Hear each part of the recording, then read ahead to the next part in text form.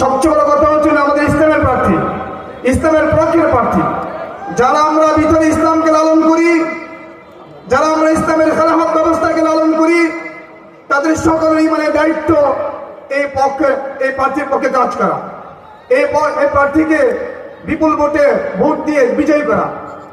আমরা বিগত সময় দেখেছি আমাদের শিক্ষালয়গুলোতে নাচের শিক্ষক নিয়োগ দেওয়া হয়েছে, গানের শিক্ষক নিয়োগ দেওয়া হয়েছে, আর বর্ষেকে আমি হাজি সাহেব আমার ছেলেমেয়েরা গান শিখে, আমি একজন ইমানদার নামাজি, আমার ছেলেমেয়েরা স্কুলে গিয়ে গান শিখে, নাচ শিখে।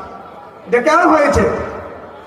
আমরা যেহেতু আমরা আমাদের পক্ষ থেকে, ইসলামের পক্ষ থেকে সংসদে কোনো এমপি পাঠায় নাই, এর বিরুদ্ধে বলার মতো কোনো লোক পাঠায় নাই, এই জন্য আমাদের শিক্ষাগুলোতে এরকম নাচার গানের শিক্ষক নিয়োগ দেওয়া হয়েছে।